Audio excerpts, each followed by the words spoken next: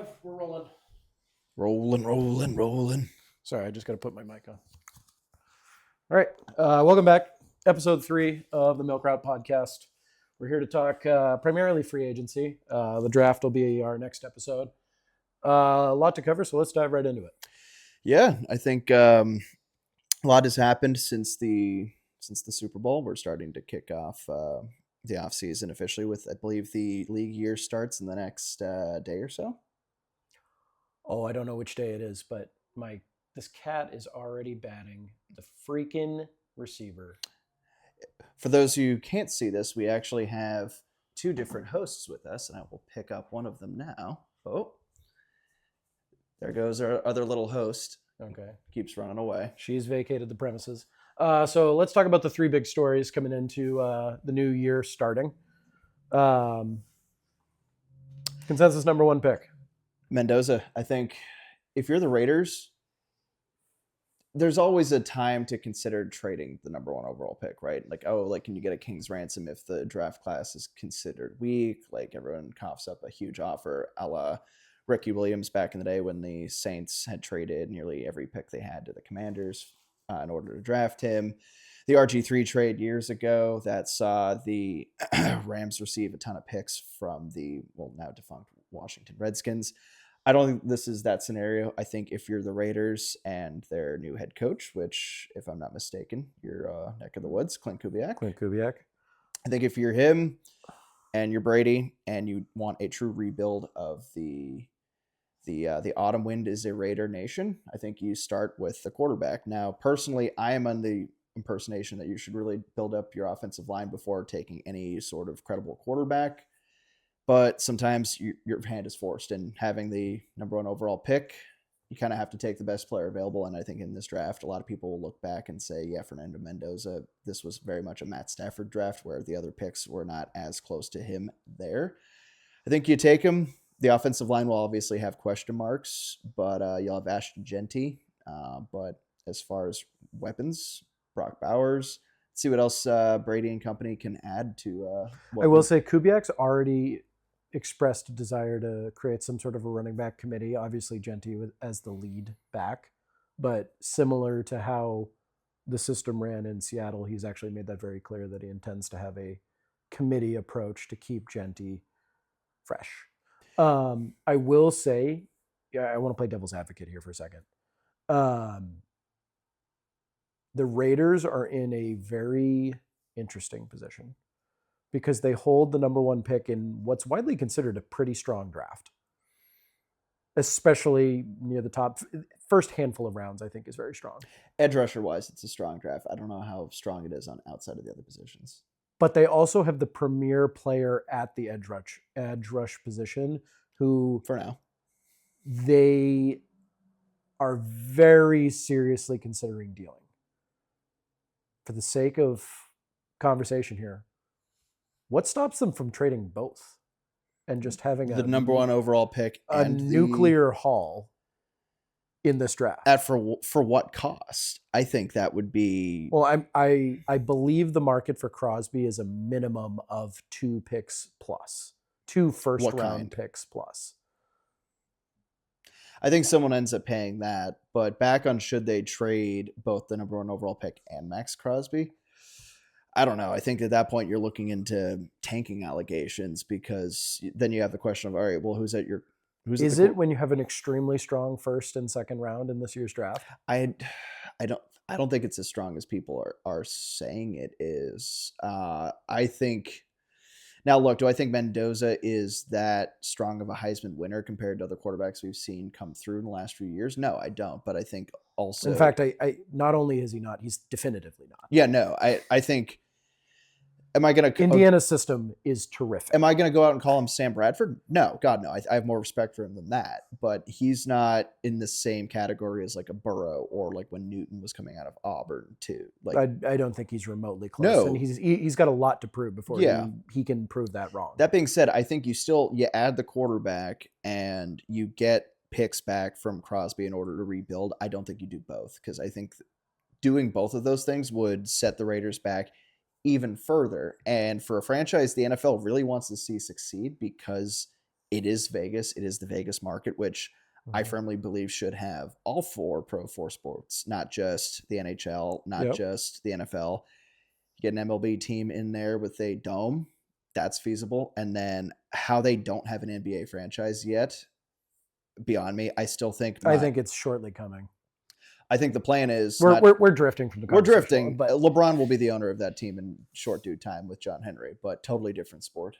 I will say it opens up a very interesting conversation. The reason why is that our reigning champions, Seattle Seahawks, won this year's Super Bowl largely courtesy of the draft. Oh, yeah. They nailed it over and over and over again. Not just this, but previous.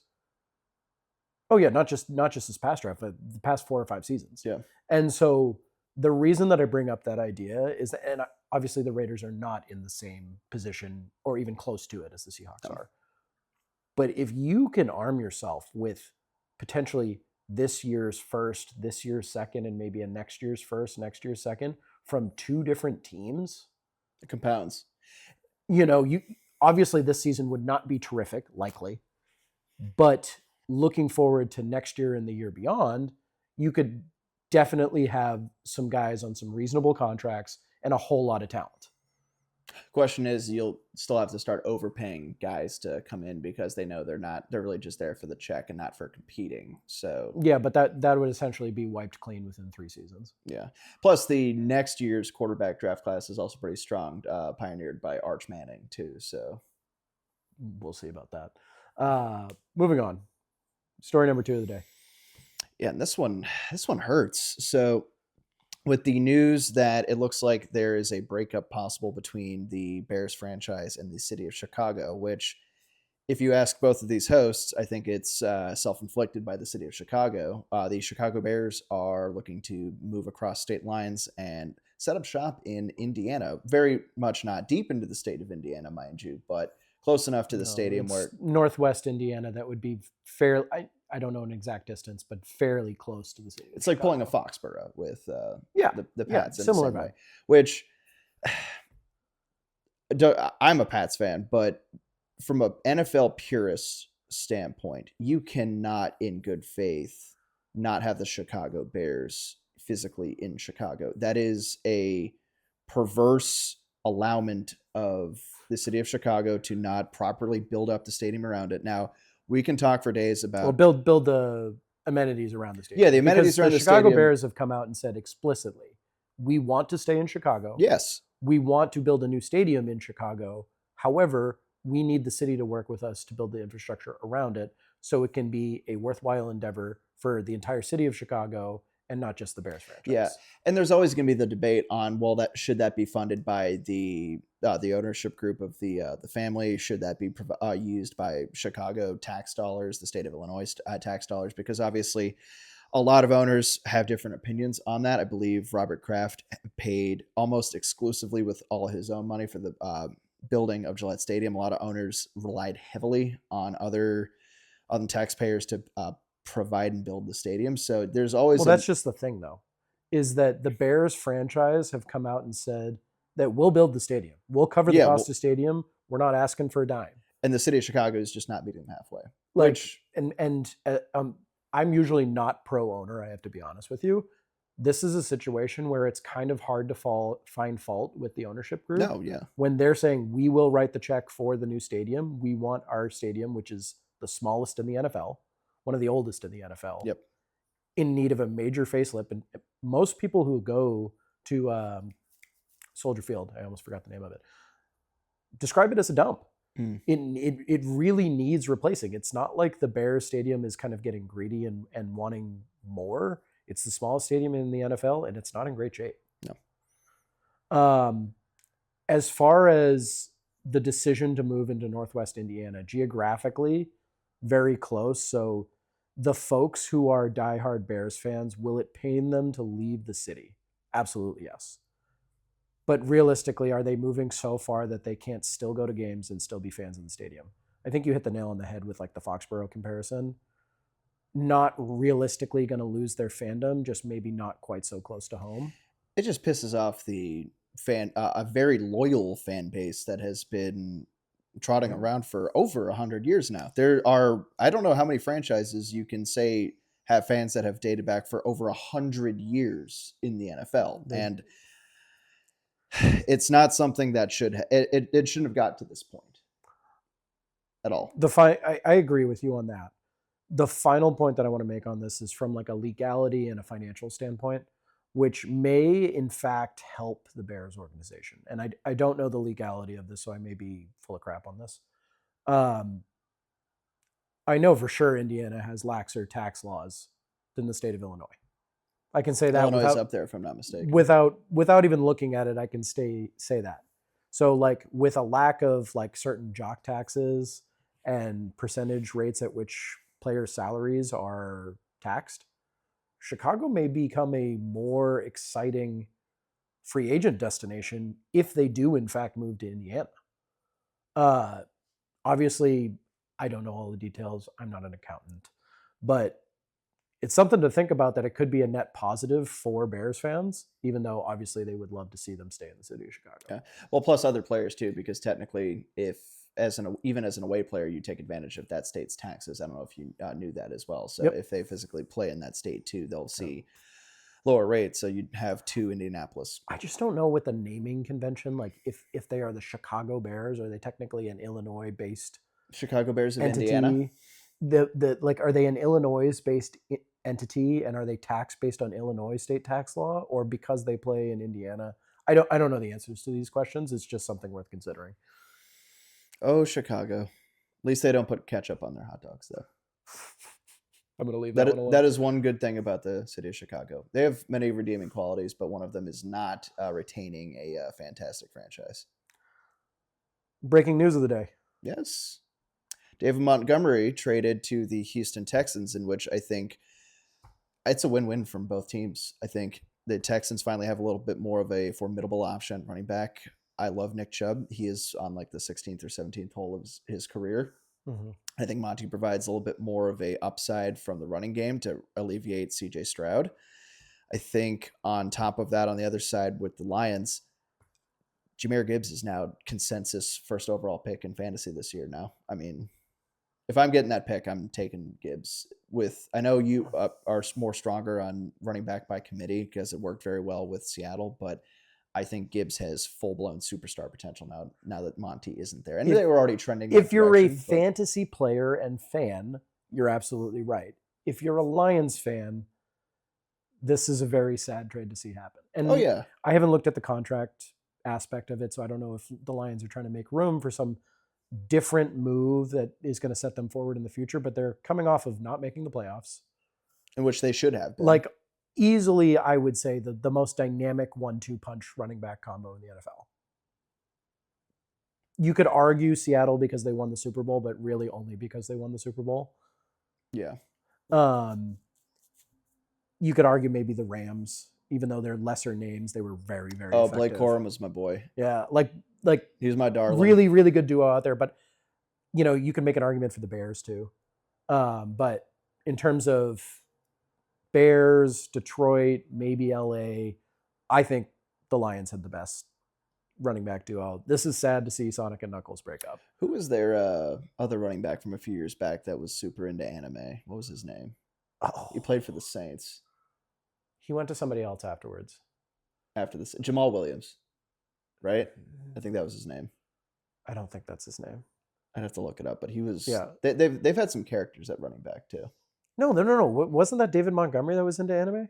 No, it was Jamal Williams because if I am having the name correctly, he was wearing some sort of either Naruto or anime Naruto like headgear in the middle of the Sunday Night Football introductions.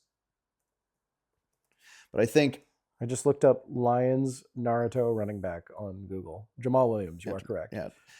Yeah, he was funny. But I think I'm still miffed at the Lions for not having the season they should have, because going into the season, my prediction was Ravens over Lions in the Super Bowl, and neither team ended up making the Super Bowl. So or the playoffs. Excuse me. Sorry, Super Bowl. Super Bowl is still in the mind somehow, unfortunately. Well, I mean, you lose both your coordinators. like this speaks to the value of an experienced coordinator in the NFL. I mean, what's his name? Dan Campbell's offensive coordinator played in an NFC divisional round game, and was just a couple of plays away from playing in an NFC championship game in Ben Johnson. So NFL teams are a construct of a lot of pieces, and we can't sleep on the coordinators. I don't hate this move for the Lions or the Texans. It's just sad to see the breakup. I think it helps from a team perspective. It helps the Texans obviously way more than it does Lions because the return I think was a mid-round pick and an offensive lineman. Oh, 100%. 100%. I haven't looked at the contract. If the contract was bad, I get it from the Lions. No, I don't think it was anything bad. I think they'll also won't have to worry about giving or taking away carries from Gibbs. So, Yeah. But obviously, like we mentioned, the NFL offseason and free agency swing is among us. I would not be surprised, even as we record this episode, if news drops like that. That could very well be just under $10 million a year. Just under $10 million. Oh, that's not bad for running back. But now I'm sure the viewers and listeners at home are curious as to why. Obviously, well, Jack is wearing his Seahawks hat, but then you see me wearing a Buc-ee's hat. You got to think, well, when the hell did the Buc-ee's get a NFL franchise? They didn't, although that'd be great. I wear this because I was in Texas a few months back for work and driving to and from Houston and Dallas, a lot of early mornings. And it was the start of a new day, 4:00 in the morning, and I needed to make a stop for both coffee and breakfast. And what do I get there? A nice hot cup of black coffee, no cream, no sugar, and a big brisket breakfast burrito. That fueled me to start a great trip from Houston to Dallas and to get the job done of what I needed to do there. Is this going somewhere? Yes. That somewhere is Buc-ee's is a great stop for me, but also the off season is where you go to your Buc-ee's. You go get what you need to kickstart your season. Oh, you were waiting for that. That is so corny. You need to find your breakfast burrito out there, your nice cup of black coffee to get your season starting right. So we are by no means sponsored by Buc-ee's, but if they happen to, we could be. We could be. I wouldn't mind some Bohemian garlic beef jerky as a payment for our sponsorship, but. Let's talk about some of the upcoming. Yeah. Before we talk about the Pats, Buc-ee's, we're going to talk about other teams' Buc-ee's first. Let's just talk about some of the predictions we have for the league, starting with you. So I think there are now wildly some bigger name free agents on the market than people weren't expecting to be on the market. And the first, we'll go one for one each. But I think a move for a team that makes sense for a player that was not on the market at first, player coming off of a horrific injury. A lot of times you see players follow their old coaches because of familiarity. They like each other and they can do great things together. Sure. I have a receiver in mind coming off of a season-ending injury in a not great situation with the team trending downwards, looking towards another team that is trending upwards. And it just so happens that his former offensive coordinator or head coach is now the offensive coordinator of this team. I foresee a Mike McDaniel and Tyreek Hill reunion in Los Angeles for another weapon for Justin Herbert. For the Chargers? Yeah, for the Chargers. Oh, okay. Because could he go to a team like the Bills, reunion with the Chiefs and Andy Reid? Sure. I think at this point in his career, he's won his ring. He will probably go to a team that will pay him the most, and he has a chance to make some magic happen. And I could see that with a warm weather team like the Chargers. So does he go to a team with less restrictive tax law? Because California does have steeper tax law. Tyreek Hill is about his money. But he's also made his money in the day, too. So it's not like he's... Yeah, well, I think him going to the Chargers makes sense to be able to pair him up with Ladd McConkey, Quentin Johnson, and then obviously that offensive line coming back will help Herbert get more time to throw to more dynamic options. So I think Tyreek to the Chargers makes sense. Details of the contract, I don't know. I think he takes a 1 or 2 year deal, prove it maximum. I don't love it for the Chargers because with the nature of his injury and the nature of the way he plays, I am willing to be proven wrong on this point, but I don't ever think he's going to have that elite speed ever again. And I don't think he will, which is why I think a team like the Chargers will still take a flyer to add him as a maximum receiver 2 option, because I think Ladd and Quentin Johnson will be competing for the 1, but I think Hill will see wide receiver 2 targets. No. Depends on the contract if I'm the Chargers. Yeah. For a vet min, maybe, but he'll see more than vet min, but also therein lies the problem. Is I don't think if I'm a team right now, I'm not taking him for more than the vet min. He'll go for more than the vet min, because I think if you can get 80%, 85% of what Tyreek Hill can do. But I hear you, but his whole game is breakaway speed. Yeah. And he broke his leg so bad that he will likely never have that again. Or he Not all of it. dislocated his knee. Not all of it. I have my serious doubts, and I'm going to leave it at that. Sure. My first prediction, it pains me to say this. Oh, no. K9 to the New York Giants. Ooh. The reason why, my read on this from the Seattle front office is, and John Schneider is a straight shooter. He wants his guys to win. He wants his guys to get paid. But he also knows he's got to run a franchise here. K9 is going to go test his free agent market. And I think John Schneider's telling him, if you can get to this number, we'll have you back. We know you can get more. If you're comfortable with more, go and take it. Best of luck to you. And like genuinely meaning that. That is likely what I'm going to see Ken Walker do. Going to the New York Giants, going to, what's his name? John Harbaugh. John Harbaugh's. I honestly, Jackson Dart, exciting player. Cam Scatabo, immediate running back by committee operation. One of the hard-hitting running backs. Third down back, pass catching back. My cat likes to pretend she's Cam Scatabo and runs headfirst into the mirror. I won't be surprised if we see at least 2 or 3 instances of that in the background here. So speed running CTE. And then, like, additionally, from an offensive perspective, you're also getting back Malik Neighbors, a dynamic wide receiver 1 option to open up K9 in the run game. And if they re-sign Wan'Dale Robinson from that Kentucky standout from a few years back. I'm just saying, it doesn't suck. So I do think... I hate to hear it, but it's actually a pretty good So I agree and disagree partially with the take. I do think he leaves for... Not greener pastures is definitely not the phrase, because you literally just won Super Bowl MVP, but I think he cashes out on that opportunity. Mm-hmm. I disagree with the location. Here's why. I think Cam Scatabo, while gruesome of an injury, he will be back at some point in the season. They also have Tyrone Tracy Jr. Mm-hmm. So I think adding a third running back to that mix may... That Giants team has a lot of holes if they want to make an improvement, which I'll be talking about over the course of the next few episodes, why I think, depending on how the Giants play this offseason, they could see not the same rise as the Pats just did, but there's always one team that makes a leap. Mentally right now going into this offseason, I think the Giants can do that. I don't think they need to pay attention to the running back position right now. There's other holes. Running back isn't it. Is Tyrone Tracy the next coming of Le'Veon Bell? No. That's what we have as a free agent. I would much, if I could have my pick between K9, Scatabo, or Tyrone Tracy, I'm taking Kenneth Walker. But if I already have these two, I think you're doing all 3 of them a disservice by having all 3 on the roster. Yep. So while I think he moves, I don't think he moves there. If I had to predict where... I will say Tyrone Tracy is on a $4 million total rookie contract.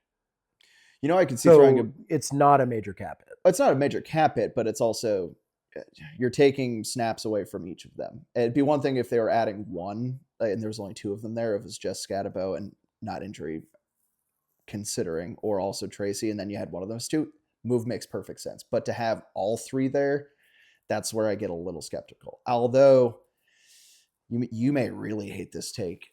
I could see him going to a New York team, but it's obviously not the Bills because they got James Cook. What if he just says, hey, I got my ring. Cool. Let me go get an absolute bag from the New York Football Jets. So the person who immediately came to my mind when you said that, for the opposite reason, was Marshawn Lynch. He did not do that, obviously. But he also said to get your chicken right, and which means get your bag.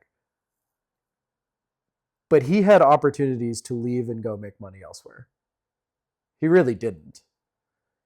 And he's been under the tutelage, or he has been tutoring Kenneth Walker in being the running back for the Seattle Seahawks. There's a rich tradition of elite running backs in Seattle. The Ghost.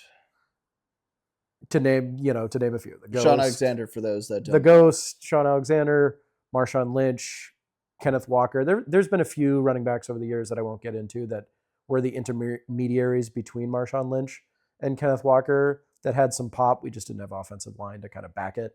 But to think Ken Walker would foolishly accept a terrible playing situation for a bag when he could get a bag to a contender, pretty closely comparable bag to a much better team. And I'm not even saying like a top tier team, just not a abysmal. Yeah, not the Jets. Not the Jets. Yes. So I'm out on him signing with the Jets. If he does, I'm sorry, Ken Walker, I'm disappointed in you. Oh, wow. I didn't think we'd be. I did not think that was a sentence we'd be prying from him after having him win a Super Bowl MVP. Mind you, you have that hat in your head. We likely do not have the money to re-sign him. That's the reality. You guys have decent amount of cap space. Yeah, and the vast majority of it are going to get consumed by JSN and extending him. Yeah, Devin Witherspoon and Boy Maffey's also. Is that how you pronounce his name? Boy Maffey. Yeah, Boy Maffey. Yeah, he's a free agent, which you guys should probably re-sign. But also, mind you, most Super Bowl teams. I'm a walk on Boy Maffey. Most Super Bowl teams that win, they aren't a team that are actively paying a running back either. So, because obviously, or a quarterback usually, at least not top tier dollars. Yeah, there's always a weird happy medium. So, number 2 for you. All right. Well, I hope when you were doing our agenda, you didn't happen to see my prediction for this one. Now, again, truth is stranger than fiction. A lot of the times what ends up happening is not something we all foresee happening. But let's talk about roots for a sec. Players that grow up watching a team that they fantasize about becoming pros for, but then obviously maybe that team wasn't great for them growing up, and then they end up going to the league. You are waxing poetic. Come on, out with it. Well, it all makes sense. This player has already won multiple rings. He's got the money. He's got the fame, whether that fame is due to him or his multi-millionaire, actually billionaire now, wife or soon-to-be wife, Grammy-winning artist Taylor Swift. Oh, my God. I think Travis Kelce, he doesn't retire, but he doesn't also stay in Kansas City. MGK, about a few years ago, jokingly told Travis Kelce that if he were to ever sign a contract with the Cleveland Browns, he'd give $1 million cash. Travis Kelce grew up a Cleveland Browns fan and is from Ohio. I realistically don't think the Chiefs are going to be competing next year with Mahomes out. Isn't Kelce a Shedeur fan too?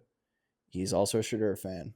So being a Shedeur fan, being that he's from the Cleveland area and he's already got it all, why not say, babe, you're a billionaire.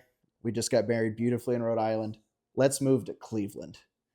I see Travis Kelce signing a 1-year retirement deal with the Cleveland Browns to finish out his career. That take stinks. I'm not even going. So does the city of Cleveland. I'm not even going to go into why it stinks. I'm moving on. Can't you imagine? All right, Taylor quarterback Swift at a Cleveland quarterback Browns in Minnesota. There's multiple names being linked to the quarterback situation in Minnesota. It's a dumpster fire.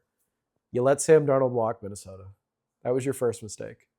No, actually, the first mistake was drafting J.J. McCarthy. The second mistake was believing that J.J. McCarthy could somehow replace Sam Darnold's level of production.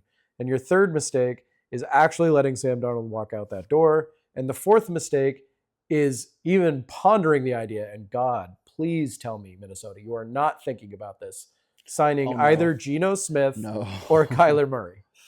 If you think either of those quarterbacks are your answer with the known problems that they have had in terms of production, in terms of, like with Kyler Murray, attention to detail, and like really competing, especially in the back half of seasons, like these are guys that are not leading a playoffs ready defense to the playoffs.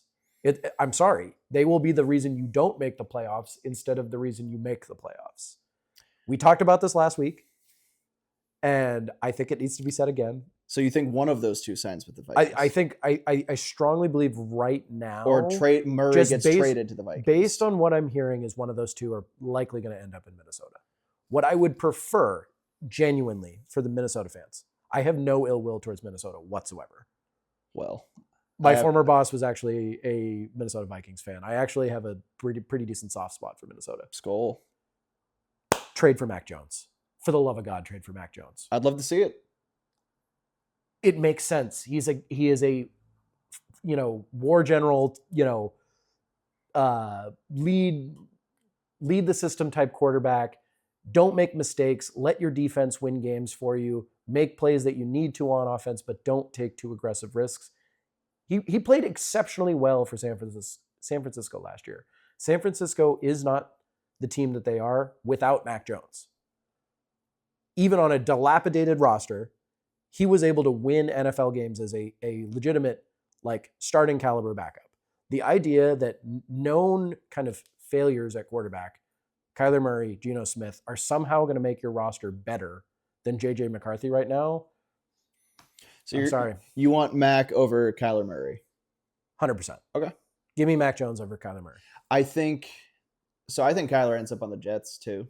Because this is going to be an excellent, very expensive Jets team. How many times have we gone into an offseason and the Jets just buy, and it just never works out, and we're always in the same cycle. So they never do it enough, and they always do it at just a couple of. They always win in March, and they have major holes everywhere. They always win in March. That's always been the Jets' MO. So there will never be a funnier NFL moment.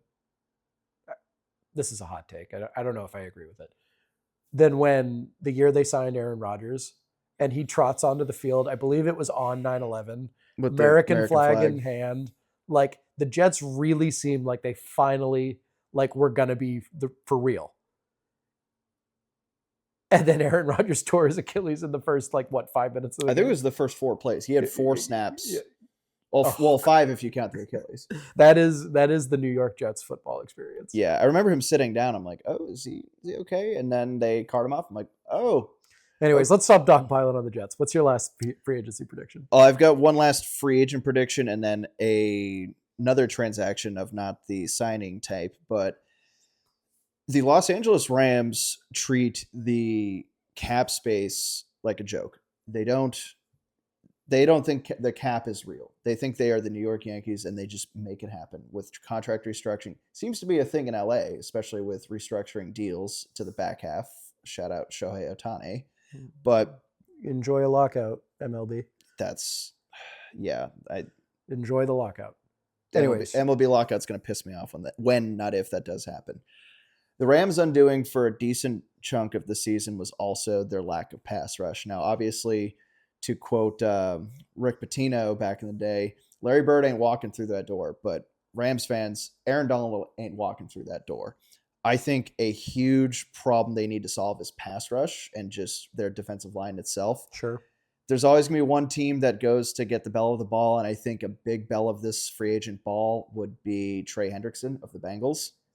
The Bengals are not going to sign him whatsoever. They notoriously cheap franchise. There's no way.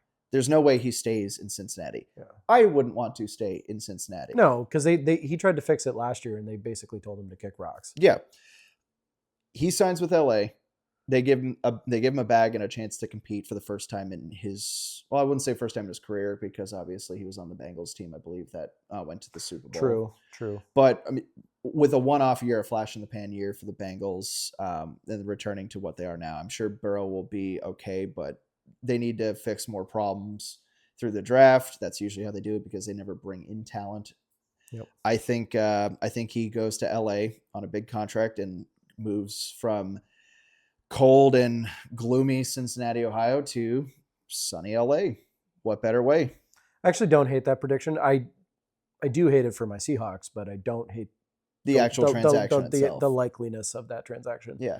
You guys could be suitors too, but I think Oh no. you want to spurt around the wealth. It was kicked around last year when there was potential trade talks with Same him. for us. But I don't think Seattle will pull the trigger on that. It'll be too expensive, given our kind of situation with the guys we are trying to re-sign, which we'll dive into in a little bit. My last bonus transaction. Everyone's talking about, oh, will Aaron Rodgers retire? Is he going to stick with the Steelers? Is he going to try to go somewhere else? He's retiring straight to the purgatory world of not existing as a starting quarterback anymore, which I'm glad for. He should have done this years ago. Before or after NFL fantasy drafts happen? You think he's going to pull an Andrew Luck? I remember being with a coworker at the time. It won't hit as hard because he's not a top tier fantasy guy. I think he ends up retiring in the next 2 weeks. Okay, I don't hate that pick. My last one, I kind of had two. I don't want to talk about Malik Willis. Oh God. He is kind of the belle of the ball free agency quarterbacks. Why? I don't know. I mean, he threw a couple of decent balls in the second half of the season in relief of Jordan Love. I get it. But this is like a systematic problem with the NFL, is that they go for the shiny new prospect rather than actually developing talent. Tom Brady said it ad nauseum. Develop your quarterbacks. Develop them. Sam Darnold, great example of it. I think Mac Jones is the next opportunity here. I don't really care where Malik Willis ends up. He's going to get paid way more than he should. Good for him, but I think he's going to be signing with a bad team and he's going to end up in a bad situation. I don't love it for him. The person that I did want to talk about, and I actually don't have a landing spot for this person, but I think he's sneakily he could put a team over the top. Alec Pierce, wide receiver for the Colts. And the reason why is he's just basically a straight deep ball threat. And every team come like November, December is thinking about, we need a guy who can hit a home run for us. And Alec Pierce is that guy. On a Colts team that was a very conservative offense, he's not a terrific fit there. On a team with a more dynamic quarterback that can really make those deep balls happen, this could get really spicy. And he's going to get paid more than I think he's actually worth. But the team that does pay him, hopefully a contender, is going to be very happy. Well, I have your landing spot. Go ahead. It ain't the Pats. There's been interest, but I think we have bigger fish to fry receiver-wise, and we'll get into that in the later bit of this pod, but I think he'd be a perfect fit for Buffalo. Like, seems like the Keon Coleman draft pick is not panning out for them, whether it be to Coleman's play or comments made by their ownership. I don't hate that. Khalil Shakir is more of your slot guy, and I think I feel like I'm missing a major receiver in I mean, obviously they got Kincaid and Knox on the tight end front, but we've seen what Allen can do with a clear-cut receiver one. Now, am I going out to say Alec Pierce is your clear-cut receiver one? Not even close. No, but in the right situation, like he's you said, 2.5 at best, I think. I think he has potential to make a super leap with the Bills if pairing him there. I think because he's not a wide, and I'm not trying to flame him, he's not a wide receiver one in my eyes. I think he's a 2, maybe 2.5.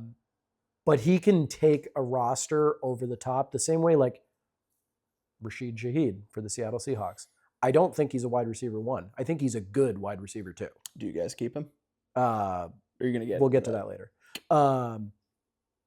And it's no mistaking that Rashid Shaheed really added an element to our game later in the season. That because we lost our draft pick Torrey Horton to injury earlier in the season, who was our home run ball kind of guy, like it really mattered having that guy later in the season. So I'm actually really interested to see where he lands. I don't hate the Bills pick. No. Trade protections. What's happening in the trade market the next couple of weeks? We'll get into our own fandoms and later part of the pod, but while I do think that Alec Pierce could be a good fit for the Bills on the wide receiver one front, like you said, I agree. He's at maximum a wide receiver two in the right situation. Given enough volume, he could get to wide receiver one. That won't be the Bills' solution. there's been a lot of speculation of AJ Brown to the Pats. We have the draft picks to do it. We have the cap space to absorb it. Our need for our resources right now is not AJ Brown. Although I think it fits for the Bills because I think the Big Bills wide receiver guy.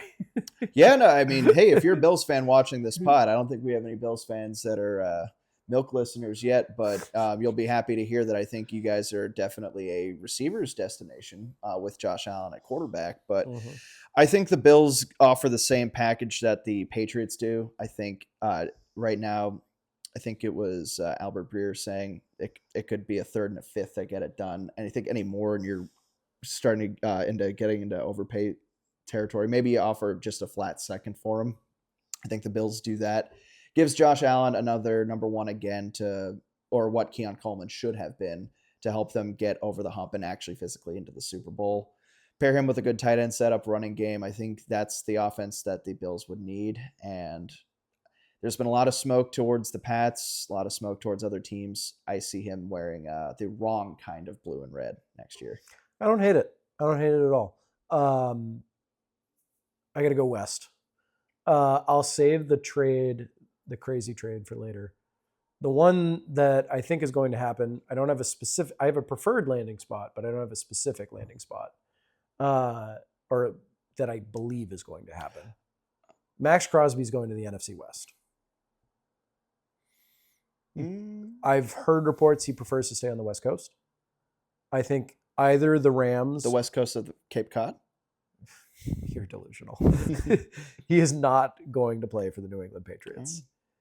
He is, however, going to play for either the Los Angeles Rams, the Seattle Seahawks, or the San Francisco 49ers. He's going to wear one of those three teams' uniforms. And honestly, if it's not the Seahawks, although I want it to be the Seahawks, I welcome the smoke. So, I mean, Albert Breer was reporting earlier that there are several teams already in the mix for him. Big Breer guy. I'm a big Breer guy. Cowboys, Bears, Ravens, Bills, Pats, Eagles, and Rams. And quite frankly, I think your Seahawks are involved in the mix too, but not listed here. I can see it happening for the Rams too, because obviously, like I mentioned earlier, with Trey Hendrickson to the Rams, clearly I think they are disrespectful with their draft picks too, and they will ship them off in a heartbeat. Oh yeah, so they'll ship off a 2035 first round if it means getting it done. I could see it for the Rams. The Niners, do they have the cap space and draft picks to make it happen? Off the top of my head, I'm actually not sure. I've seen rumors about it, but I haven't really looked into the numbers. He could compete. I think him and Nick Bosa would be a wild combination on both sides. That would... instant consideration for best defense in the NFL. With a healthy Fred Warner on top of it. Oh, yeah. I'd with agree. Lenore in the secondary. I'd agree with that. If you're not the top defense in the NFL, you're definitely top 5. Could be considered best pass rush at a minimum. Yeah. And then you guys, the case makes sense. I see another landing spot for Max Crosby. Wow. I'll shocked. We'll get to that. Yeah. I'm going to give our audience just one guess at what that place is. It ain't the Jets. It ain't the freaking Jets. What do the Patriots need in free agency? The other side of that line. They need offensive line. Okay. Come on, go there. Say it. Say it for the people. Man, I was very pumped when we did draft Will Campbell. I won't lie. Because you drafted the player at a position you were absolutely hurting at. Because Vidarian Lowe at the time was not cutting it. Mm-hmm. And now here we are where I literally have in my notes, re-signed Vidarian Lowe, draft Will Campbell's replacement. Did not think that was going to be the conversation after last year's draft, but here we are. You need to, first, if you don't trade your first round pick, you need to address an offensive tackle in said pick. That's priority number one. Mm-hmm. Number two, this is a very edge rusher heavy draft. Mm-hmm. But more specifically in the front 15 of the draft. So if you want an edge rusher that you think will actually make a difference, you might have to cough up a future second or third next year to make your way up from 31, because while I love the Pats went on a fantastic run, if they exited where most people thought they were going to exit, they may actually have a pretty good crack at a edge rusher in this draft, but not happening. Third, you could argue, yes, Stephon Diggs is your receiver one. I don't think he is your future receiver, wide receiver one. I think that has to come again in this iteration of an offseason by either via trade, and I've got a pretty big wish list as far as who. My mind can wander, but there's also other options you can sign where you don't have to give up draft picks. I know T. Higgins was heavily rumored to the Pats this past offseason. Really wish we brought him in too, but I don't think T would have done as good as Diggs did this past year, but Diggs had his moments. I was also very much wanting Calvin Ridley. Glad we avoided that. Very much wanted to trade for Brandon Ayuk. Glad we stayed the hell away from him. That was awesome. Fourth sneaky need. It wasn't a big need last year going to the offseason because who knew what this team was going to be. Sure. If Drake May goes down to injury at any point this season, I do not want a question mark at backup quarterback. You need to still be in a position to be winning games.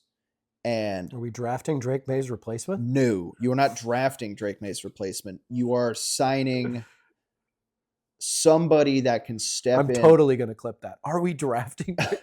You should. Clip this instead, though. I think you'll either see one of three people as his backup quarterback next year. Okay. One, somebody familiar with the McDaniel system in Jimmy G. Brian Hoyer? No. No, sure. Right. Jimmy G could make a return to the Patriots. That'd be a cool little way to end his career. I'm sure he's not really going to be. He's on the Rams right now, I believe. He's a free agent. He's a free agent. He is a free agent. Okay. So he's a free agent. I could see him making a return to McDaniels. Okay. So Jimmy G. Number two, Carson Wentz is also a free agent. I think you're right. I think the Vikings do make a move at quarterback, leaving him in a quagmire of a situation or quarterback room in Minnesota. I actually don't hate that take at all. You want to hate the third option? Go ahead. Hit me with it. What number will Russell Wilson wear as Drake May's backup? That would be hilarious. Because hilarious. I would buy you a jersey for Christmas. I want that on record. It is. It's of all three of those quarterbacks, who would I most want as Drake May's backup? It's Russell Wilson. Now, how much would the Pats be willing to have as an insurance if Drake May does go down? I don't know. But if your offensive line has the same performance it did this year and in the playoffs as does next year, yeah, you may have May miss a game or two. And I wouldn't say Russell Wilson's a scrambler. He can make plays happen. Even, he's on the backside of 35, I believe now. So yeah, I don't know if you want me to go immediately into who I think we should re-sign and walk, or if you want to talk your needs first. Go ahead. But yeah, so Wilson, that would be a cool little check mark as an insurance policy just in case May goes down. Mm-hmm. There's three free agents I think you need to re-sign, and I don't want to say give a bag to, as the kids like to say, but as the kids. Klayvon Chason, I think you do need to retain as an edge rusher. They're going to address edge in the draft, but he had such a great season. Pay him. Don't think about it. Teams that want to compete year in and year out retain the players that have their breakout seasons. You retain him. Same thing can be said about Jalen Hawkins. I think he was a indispensable part of the secondary. I think some consistency and additional leadership in that locker room will help, as, again, like we said in the last episode, the defense was not the problem, and especially the secondary. So keep as much of that secondary as you can. Sure. Like I said with Chason, as far as the Pats still re-signing him and addressing the same need, I think the Pats do either draft or sign Will Campbell's competitive position or his replacement. But that being said, I think you do also keep Vidarian Lowe. I think you will see teams offer him more money than he's worth to try to bring him out. But I think you retain him if you want to try to get a competing piece in there. Who do I think you let walk that's a straight up free agent? Austin Hooper. We're already old at the tight end position as is, and his cap hit going into this year is pretty high. And he got moderate to little production. Some good catches, but I don't see a future with him here. Tonga, the defensive lineman, who also somehow blocked on that long Travion Henderson run against the Bucs. I don't know if you remember this. he blocked like 7 defensive players on the Bucks at once because he lead blocked, but then fell over and did like the Elway twist, taking out 4 or 5 people in his wake, leading to a Henderson touchdown. His impact isn't on the offensive line. It's on the defensive line, of course, but let him walk. There's already a logjam there between Milton Williams and Christian Barmore. I think he was more of a role player there. Sure. And then you have a few other decisions to make. Stephon Diggs. He has the same cap hit right now as George Pickens does on the franchise tag and has a larger cap hit than Jamar Chase, A.J. Brown, and Drake London. All 3 of those receivers I just named, I'd much rather have. And all 3 of those receivers... They're definitively better than him right now. Yeah. London and Chase, yes. I'd say Brown is like a step or 2 ahead of Diggs. I think there's parts where Brown looked way better than Diggs, but then also there's some parts of the last game the Eagles played this year where Brown was not it. He had multiple drops. So, well, I don't think that's a Brown issue. I mean, like obviously he did drop the balls. I get that, but I think the Eagles system is the bigger problem there than it is Brown's talent. Yeah. So whether you restructure him, because we can do a lot more in this offseason if he plays ball and restructures his contract, we can open up a ton more cap space if you convert that to a bonus to allow either for another larger trade that I'll get into at the end, or hell, if you restructure and you give enough cap space for us to take on an AJ Brown to have 2 in there, fantastic. I think you have to restructure him. You can't release him too much dead cap space to eat. Teams that have too much dead cap can't really compete, or you trade him away. If you go get another receiver, which I will get into in my predictions later on. Last 2 pieces, Hunter Henry. I don't care how you got to get rid of him, but do. He's been great for years. In fact, he's been climbing up the all-time receiving yards list for Pats players. I just think you need to get younger at the position, and it's time to move on. I think you could make the argument. Rob Gronkowski isn't walking in that door. Yes. Or another tight end drafted around the same time as... Who will go nameless. Who will go nameless. He ain't walking in any... May he rest in peace. He ain't walking any doors. And then lastly, I'll keep it simple. You extend Christian Gonzalez. You put a check in front of him that's blank, that blank type, and say, write what number you'd like there. And then, boom, we'll countersign it. And 2, not to the same degree, extend Kayshon Boutte. I think he did enough to warrant it, and I think I want some consistency in that receiver room too. If there's going to be I like Boutte a lot. At the right price, I agree with you. Go Tigers. Yeah. Let's talk about the Seahawks needs in free agency. Sure. This is wildly contingent.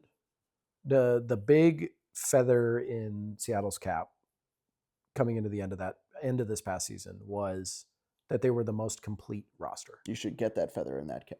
I'll find a feather. And so their needs lie in where they may have people walk. And that primarily is at the edge rusher position where they were kind of weak to begin with. Really the only position where they were relatively weak. Defensive back, running back, and that wide receiver 2-3 range. Running back is obviously entirely contingent upon what happens with Kenneth Walker. Because Charbonnet is likely going to be out till midseason with recovery from ACL reconstruction.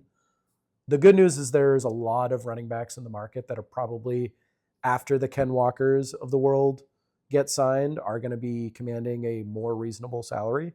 Tyler Algier, Rico Dowdle, J.K. Dobbins, Travis Etienne. There is a stable of suitable running backs. I would prefer to re-sign Ken Walker, but I don't think he's our highest priority to re-sign. And not for the price tag that will probably come with him. Not for market price, but if he's willing to take the we just won the Super Bowl, let's run it back discount and still pay him reasonably, but just not top market dollar, then I'd love that. But I don't realistically think it's going to happen.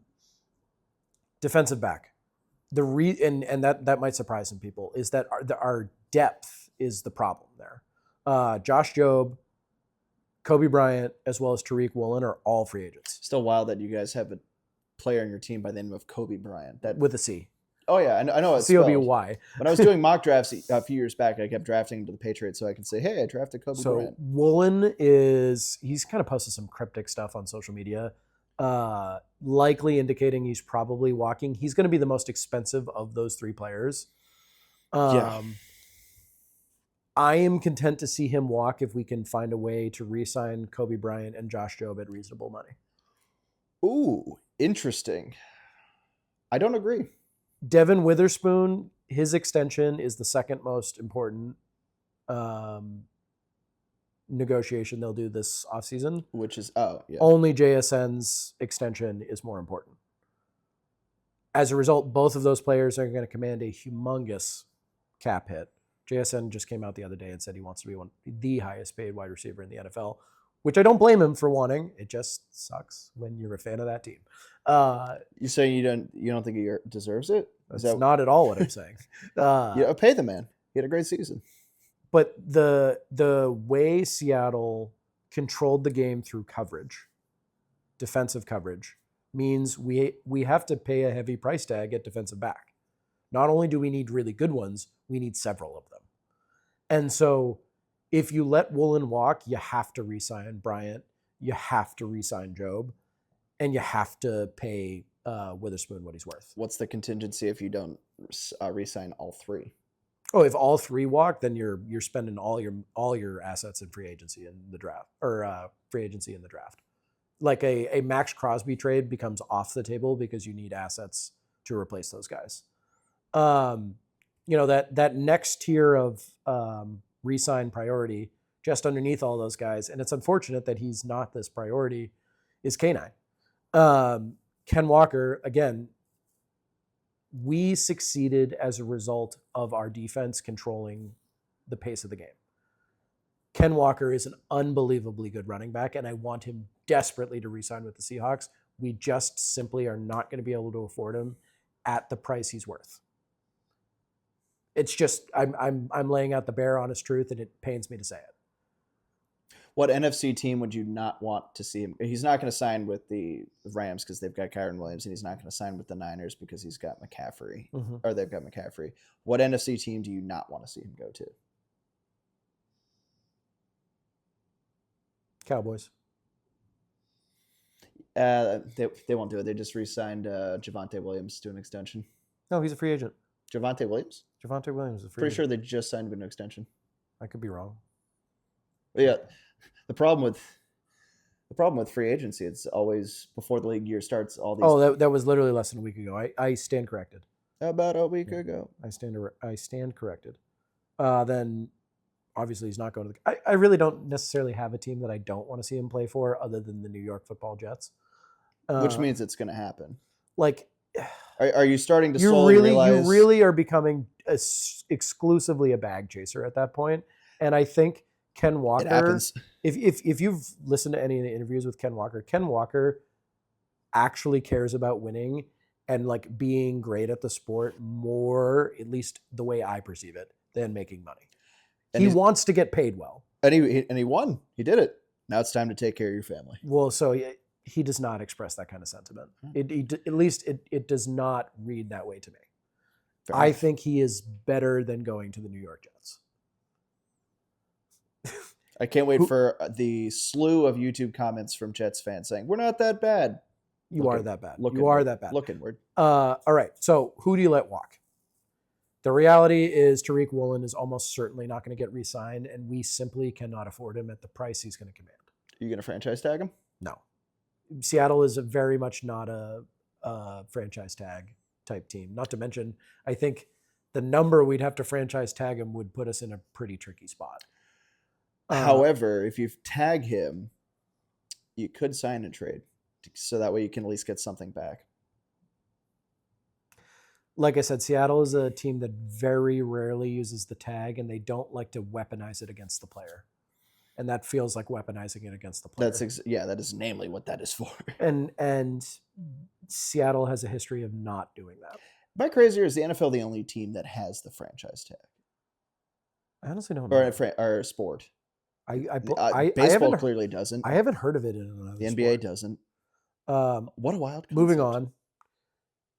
Boy Mafe, who you brought up earlier. Yep.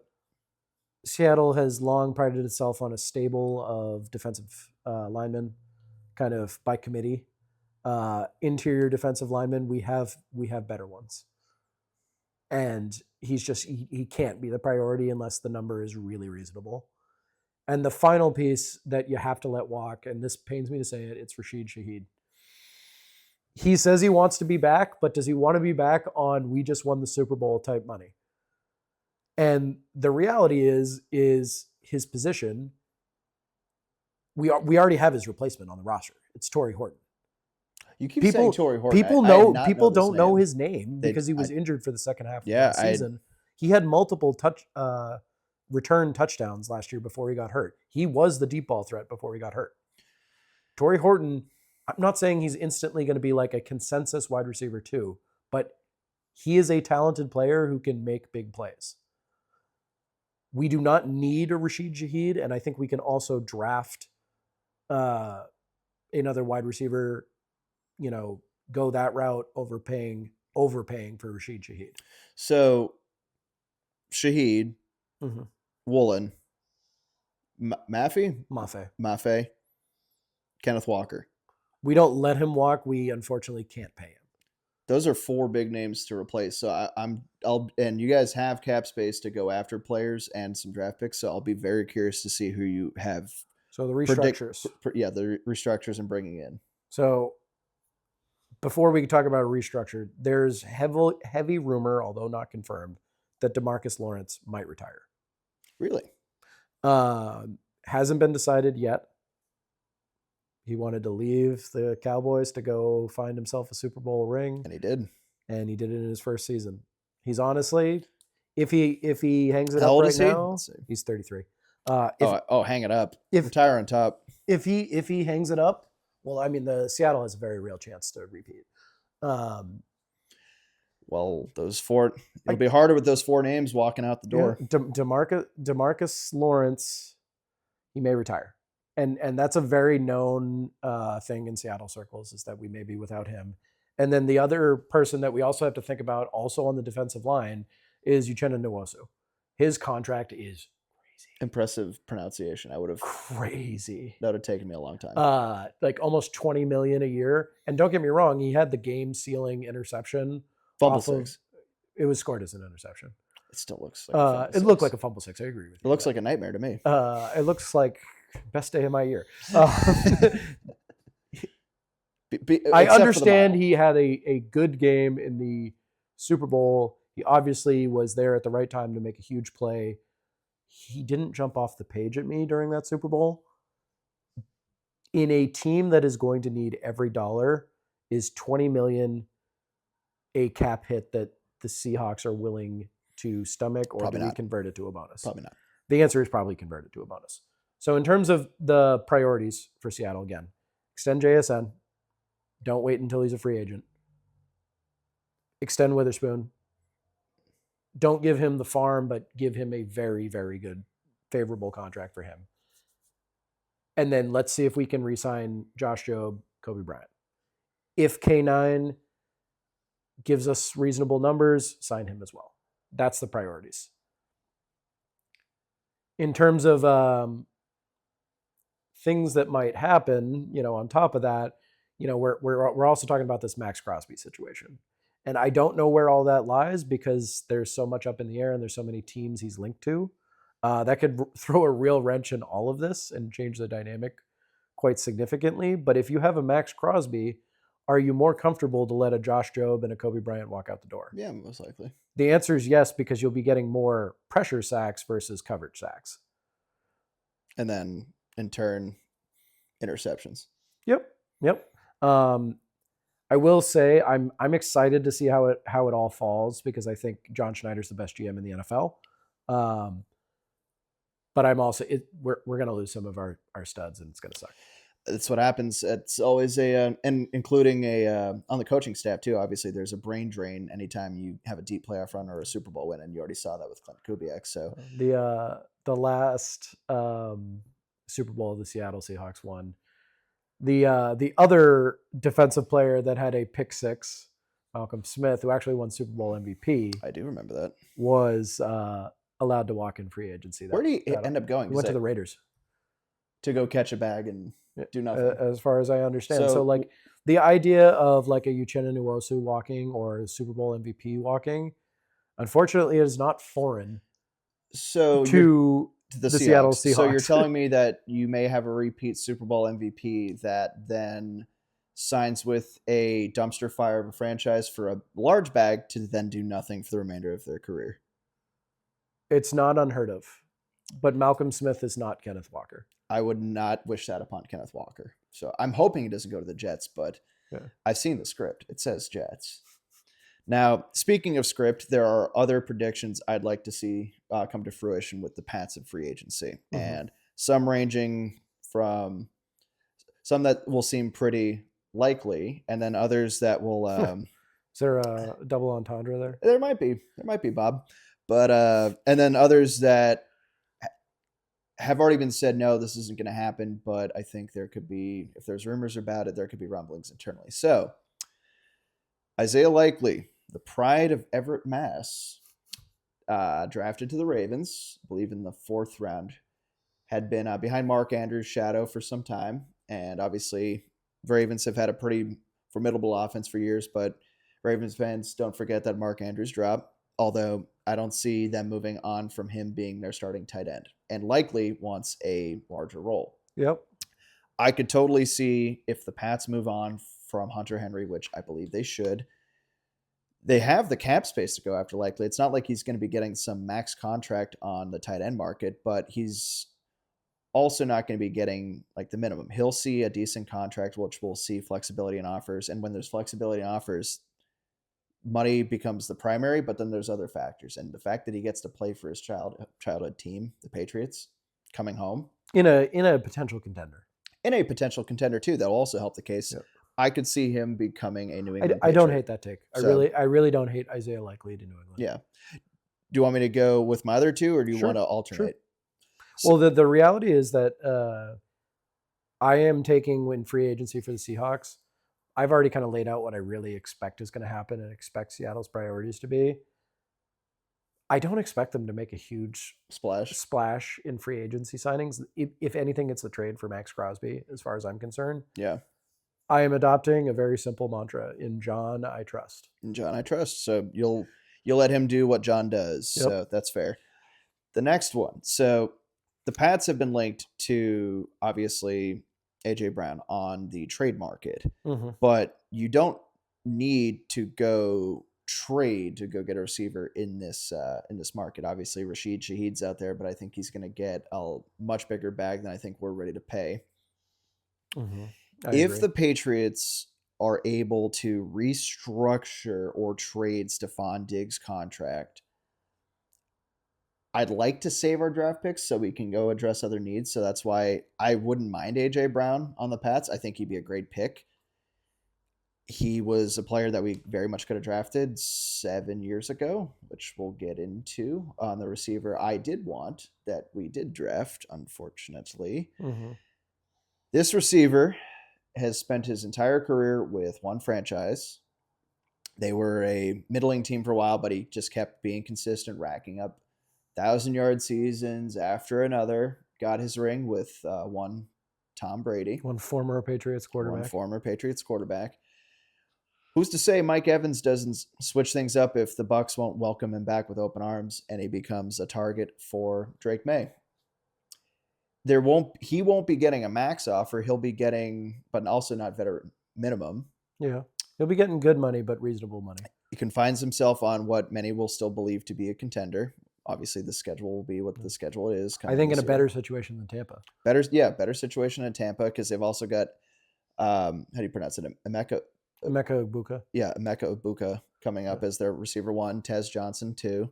So I think the writing's on the wall with Mike Evans. I can see him taking a flyer with the Patriots. I don't hate it.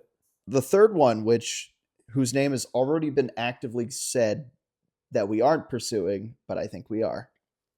Rashid Walker of the Packers, left tackle. They've already said, look, Campbell's our guy at left tackle. We're going to do what we can. It's very politically correct of them to say. Exactly. They can't outright say, or they shouldn't outright say, yeah, we're going to go sign your replacement. That would piss off Campbell. That would leave kind of a bad It taste in would be everyone's bad mouth. for the locker room. Yeah, it'd be bad for the agree. locker room. At the end of the day, it doesn't matter where you were drafted or where you came from or how big or little contract you signed was. You need to be able to produce. And the fact is, our offensive line did not produce. They had flashes, but they did not produce. So you need to do whatever it takes and bring in whoever it takes to help win your seventh ring. And I think if you can't go get a big ticket item, a familiar name, because obviously it sounds like Trent Williams and the Niners are headed towards a breakup, which would be, hey, fantastic if we could swing him, but that leaves all your eggs into one basket. I don't like that flyer for the Patriots. Oh no, they're trying to build something longer term. I don't either long term. I think it would be a great for a very much win now, but you'd be leaving yourself short on many other fronts you need to improve, like the edge and receiver. And this is a fundamental disagreement that we have, and you're saying it as a Patriots fan, I'm saying it as a kind of a Patriots hater. New England next season with a healthy AFC is not ready to win now.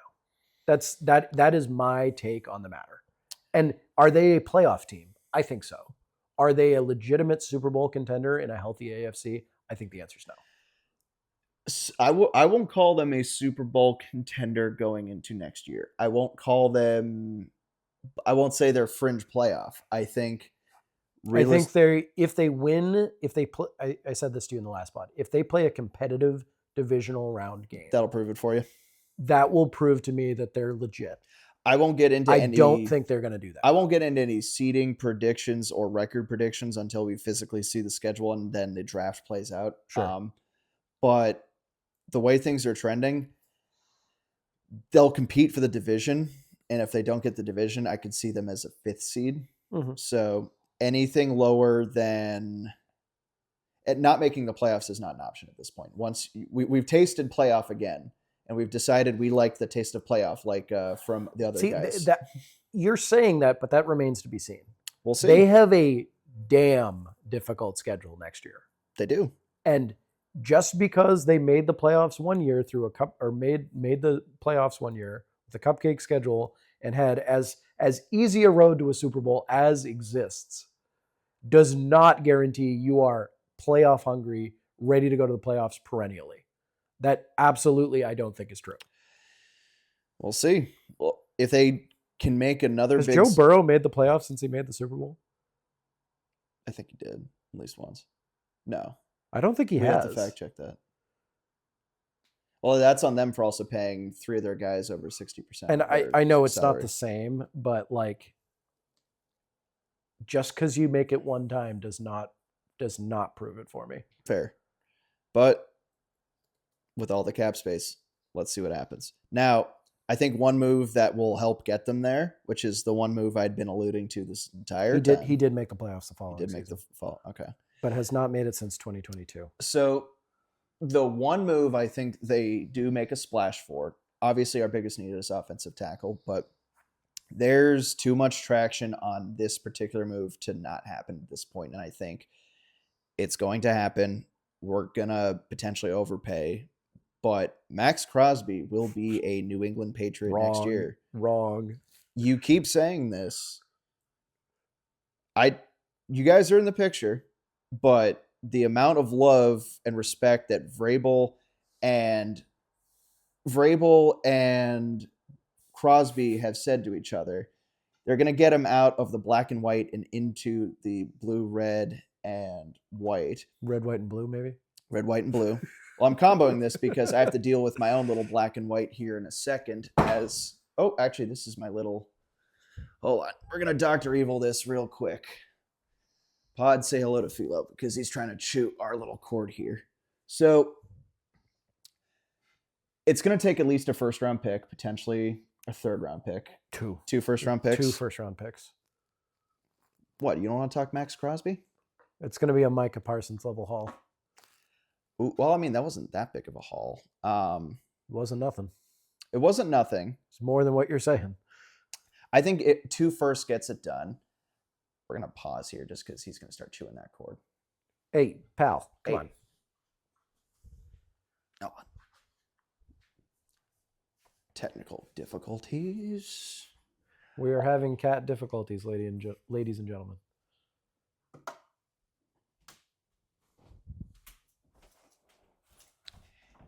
Here, what we'll do, I'll restart the whole Crosby bit.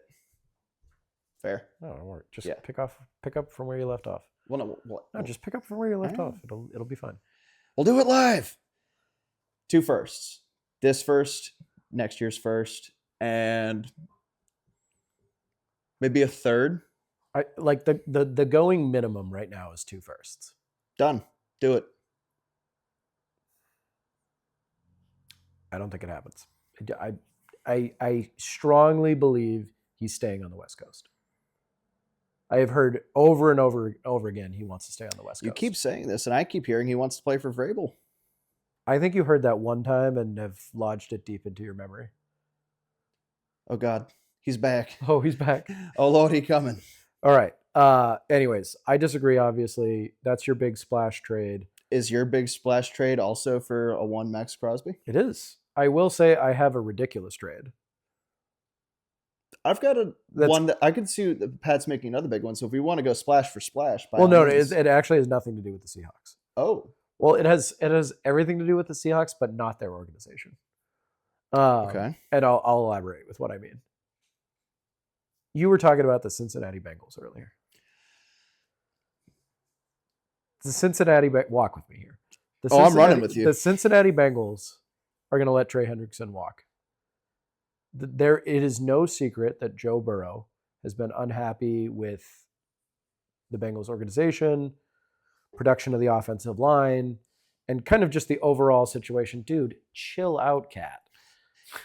I think Philo is a Bengals fan because he's like, I swear to God, if you trade Joe Burrow, I'm going to go nuts. The reality is Joe Burrow, if he takes seriously the idea of actually winning a Super Bowl and not being a curious case of what could have been, he is going to demand a trade out of Cincinnati.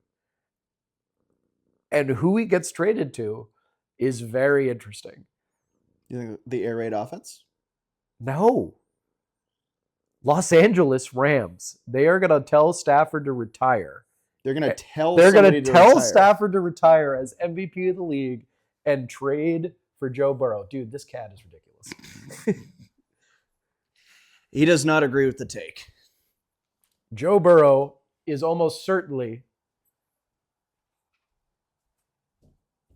going to play for the Los Angeles Rams.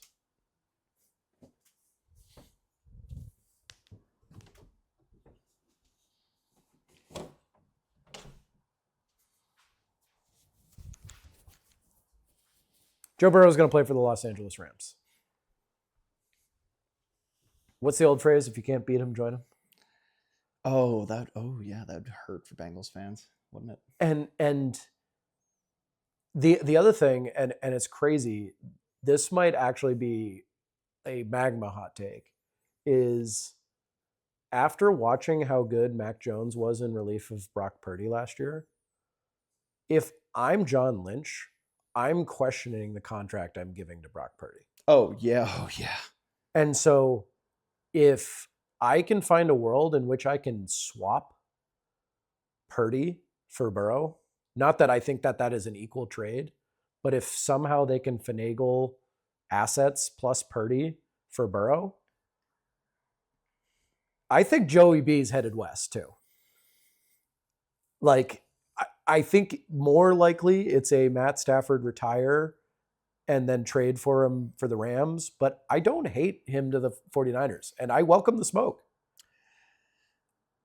I'd love to see that for Joe Burrow's career. I think I it would gives him too. a legitimately. We need some competition out west. Can I parlay that with another destination? Go ahead.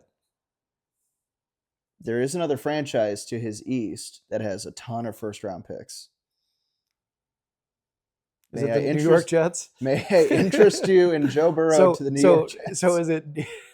It's Joe Burrow at quarterback. It's Kenneth Walker. Kenneth Walker at running back, and who was the wide receiver you said? Who did we say at receiver for the Jets? Well, they got Garrett Wilson. No, there was somebody else that you had said was potentially going to go to the Jets. Rashid Shaheed. I don't remember who it was, but either way, this Jets team is really looking up if they're able to make this happen. They got draft picks. I mean, oh God, maybe have Joe Burrow carry out the American flag on opening night. Oh no, no. All right. So that's my kind of crazy prediction. Who stood out to you at the draft combine or the NFL combine? So, like I said, if the Pats don't call on the river and make an offer for Max Crosby, which would eat up not one but probably 2 first-round picks, I think you do have to take the best tackle available at 31. For me, there were two people I'm kind of eyeing at 31 that should be available. There's a few better offensive tackle prospects, but I don't think they'll see beyond 22. I like how you listed wingspan here. Oh yeah. He's seen a preview of some of these takes because it is important. But Blake Miller out of Clemson. Oh, it's important now. It wasn't important before, but now it's important. We used him as a hypothesis. I think I said, and I quote, I'm going to repeat this because I said it last episode, that Myles Garrett was going to tear off his arms and feed him to him. I didn't think it would result in 5 sacks. That was an excessive amount. And then 14 pressures in the Super Bowl. You could argue the only reason Myles Garrett has that record is because of Will Campbell. 5. There is a compelling argument to be made there. He made it by 1. Yeah. A good game a great game is 3 sacks. Yeah, I agree. He had 5. I agree. Blake Miller, so 6'7", 315 pounds. His combine scores that they've tracked on RAS are the 10th best out of 1,500 offensive tackles since 1987. Athletically, great, but also you could have a great tackle that plays at South Dakota State. Like, oh, where's this guy play? He plays for... Hey, my starting guard is North Dakota State University. Gray Zabel. Yeah, man. Yeah. Super Bowl champion. Put some respect on his name. I thought North Dakota wasn't real. We'll get into that. Another pod. We'll get into that another time. But there are some tricky parts to him as a prospect. So obviously played for Clemson, great team in a competitive ACC. It's not what it once was, obviously, since the SEC has been dominating, but still a great program. 54 starts, so it's not like he had a flash in the pan season. He's been a consistent starter, but the only problem I see with it is that's a ton for college. 54, that's a lot. Yeah, it is. He is a natural right tackle, though, not a left tackle. I am not really that big of a fan in an ideal situation of taking a player at his normal position and putting him in a different position. But you are pro Will Campbell moving to left guard. That's because if he ain't good at his current position, move him. If your ideal position that you play great in is right tackle, I don't want to have you try to learn the idiosyncrasies of left tackle. That being said, I don't disagree with that. It's not a perfect situation. So, but if they drafted him, great. I fully believe that Mike Vrabel, if he said, I want to make you my left tackle, he'd buy in and do it. My second one that is an actual left tackle, Monroe Freeling out of Georgia. Simply put, he can pass protect. He played at Georgia. Georgia is typically pretty good at chunking out offensive and defensive linemen. Their offensive linemen are traditionally better behind the wheel than their defensive linemen, unfortunately. But the offensive linemen... That was an out-of-pocket comment. Needed to be said. Georgia, you run a great... We're out of the driver's seat. Yeah. They drive a great football program, but you guys really need to... learn how to drive a motor vehicle. Get your players to stop being problems outside of the football program. But 84-inch wingspan. You draft this guy as Will Campbell's competitive piece and forget about it. Because if he wins... I don't hate the take. Will Campbell is not a good offensive tackle. He's not.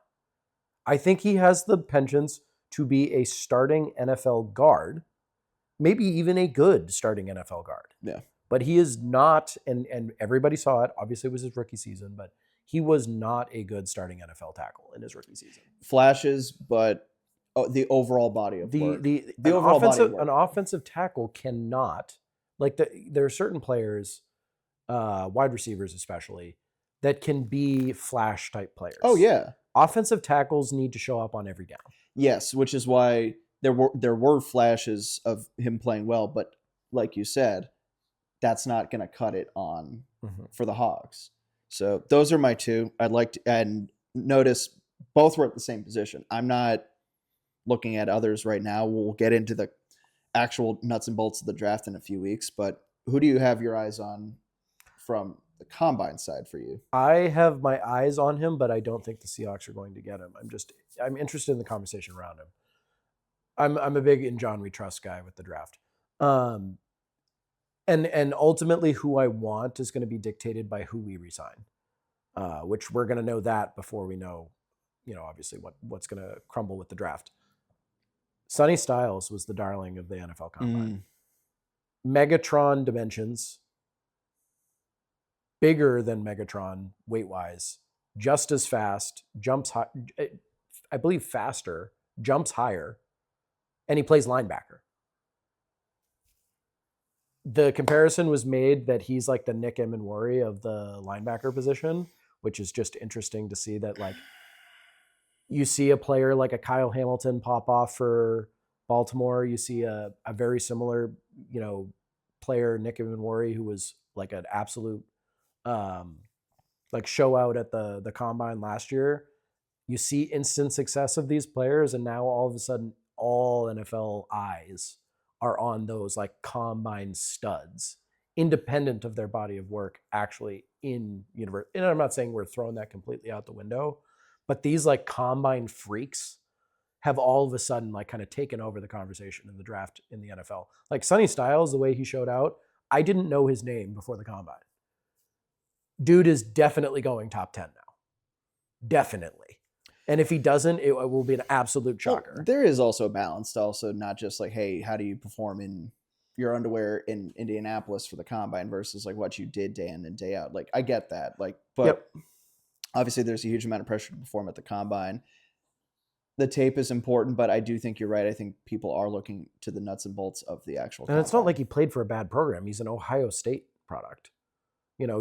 He's played at the top tier of college football.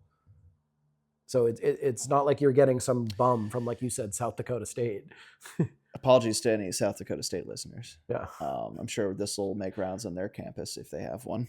If they have one, you treacherous son of a gun. Oof. So we'll end the pod on two smaller segments. One we discussed about and one I thought about as we go along here. Given your profession, this may actually be an easy one for you to pick on the fly. But we'll start with our studs and duds. So a player that we both saw our teams draft at the time, we're like, that guy, he's got it. He's going to be a great player. And it turned out to be right. And then the duds, player where we also said, you know what? This is an ex-breakout superstar. And we were flat out wrong. So we'll start with our studs and to our duds. Mm-hmm. For me, I don't officially account this player as my stud, but I remember exactly where I was when we drafted Vince Wilfork back in 2004 out of Miami. I believe it was either the 23rd or 22nd pick that we had traded up. I remember yelling to my dad, like, hey, we just got this guy from Miami, big DT. I didn't know how legendary the 2002 and early 2000s Miami teams were, but weirdly, I had a good feeling about that one, but I'm not going to call that because, mind you, I was 8 at the time. So I couldn't in good conscience tell you that Vince Wilfork would be a fringe Hall of Famer. Sure. The one I do very much remember saying, all right, that's a solid pick and a sound pick, Donta Hightower. Oh, what a stud. What an absolute The stud. Saban to Belichick connection was real for a long time. And there are just some programs and certain position types that when you draft there, you know what you're getting. And I think Bill knew exactly that, taking Donta. I remember thinking he absolutely nailed this one. And mind you, a few picks later, he then also ended up getting Chandler Jones. So I know Bill had got a lot of flack for years, rightfully so, in the back half of his drafting career. That year, he nailed on the first 2 picks. Yeah, but that was also kind of in the middle of his tenure, not really towards the end. Yeah, it was right. If there was 3 acts, it was right at the end of the second act. It was right when they were losing Super Bowls in the middle, not when they were winning them at the end. Yeah, because what? Bill left in what, 2021, 2022? 23. And so going into the 24 season. Because Donta Hightower was part of the last 3 rings, wasn't he? Yep, and had crucial plays in all 3. Which means he won one in 14, 16, and 18. Yeah, so I mean, like, that was 14 is He had the tackle 9 on Lynch. years. He had- That was a game-saving tackle. The tackle on Lynch, the strip sack of Matt Ryan, and had constant pass rush against the Rams. Yep. So arguably the I'll give you that. best defensive player on the second dynasty. Yep. Super Bowl could have been MVP Devin Witherspoon. Top 5 pick. Back-to-back years, the Seahawks selected defensive backs with top 5 picks. Tariq Woolen, Devin Witherspoon. Devin Witherspoon, obviously the better of the two. Completely changed the game with his corner blitzes. Completely changed that Super Bowl. Is going to make an absolute bag. He deserves it. Caused the pick six. The amount of the chaos that he created with his blitzes was undeniable, and I knew it from the word go. All right, Seahawks are reloading the secondary. We're for real. The fact that they nailed both of those picks. I believe also, and I could be wrong, one of them, and I think it was Witherspoon, was part of the Russell Wilson trade. Gronk was part of the Richard Seymour trade with the Raiders way back in the day. There's a whole I didn't know that. There's a whole bit on the trades we did with the Jaguars and the Raiders that ended up netting in Gronkowski and McCourty and also I will say his name, and a one Aaron Hernandez on the Richard Seymour getting traded was one of the better things to happen for the second half of the Pats dynasty. But who's your dad? Huh? Who's your dad? Why are you looking at me like that? Because I know who it is. For the last few years, I've been obsessively doing mock drafts after the Pats season ends because I like to see where their head's at, kind of get myself familiar with who ends up getting drafted. This all started around 2019, the same year this player was drafted. I watched the combine highlights. I watched his highlights from college, looked at his height, weight, 40 time. All signs were leading and pointing towards N'Keal Harry. You trying to justify that really gets me going. Not only did he have a large catch radius, and we at the time needed a big body to replace Gronk after he retired, but he could also return punts, which I thought was fantastic. And the Pats never drafted the guy who I always thought they would end up drafting. I didn't think they would draft onto Hightower when they drafted him, but I was like, that's a great pick. I always seem to get their pick wrong. That year I nailed it, and I was like, let's go.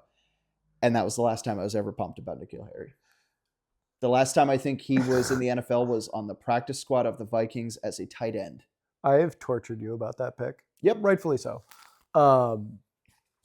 N'Keal Harry, the thing that immediately pops into mind when I think of N'Keal Harry is that Stephen A. Smith rant where he talks about Kwame Brown. Oh, boy. I don't know if you remember this. Trade him. He's an absolute scrub.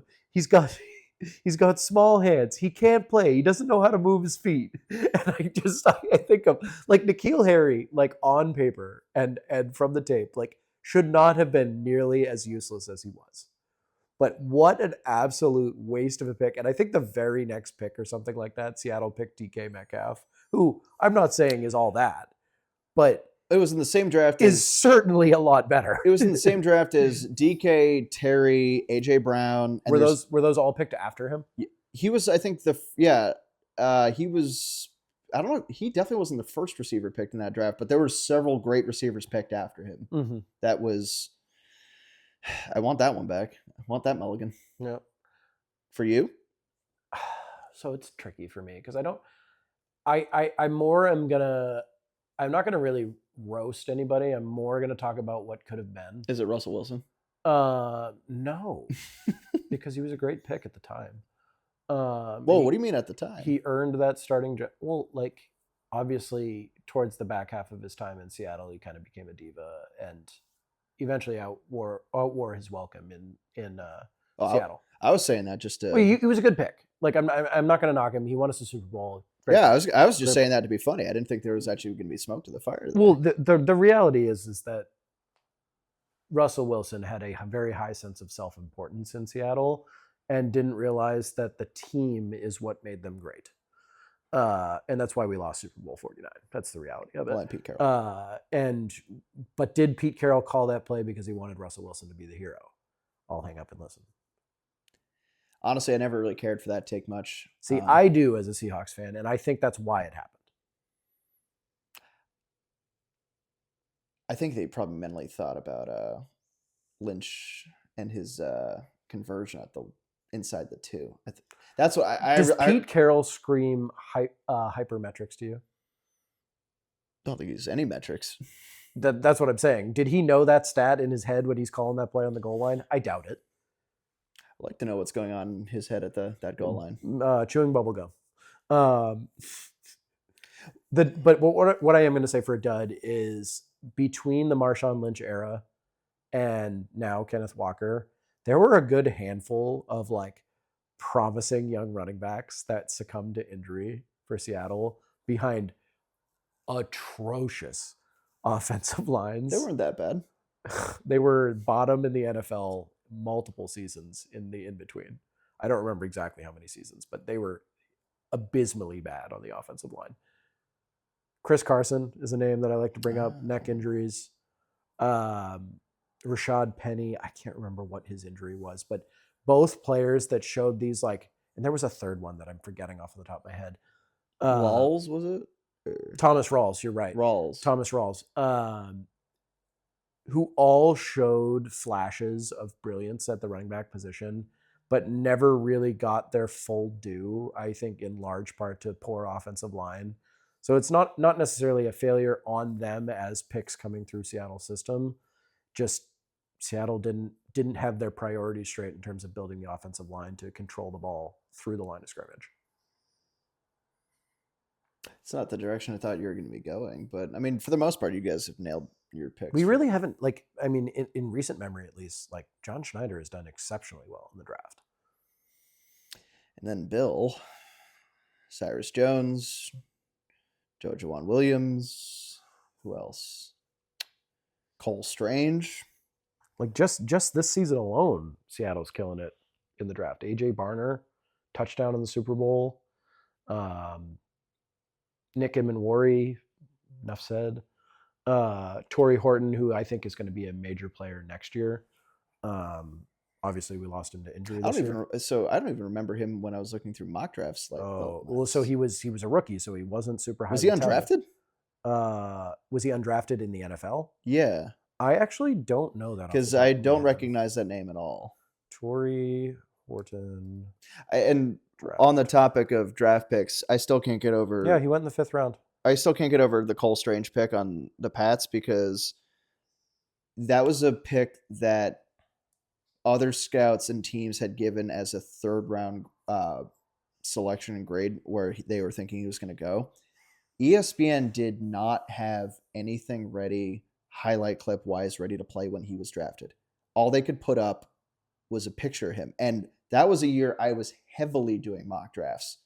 And I think Nakobe Dean was one player I wanted to get drafted, but it came out later that I believe. I mean, I suppose it's better than getting drafted during a Taco Bell ad.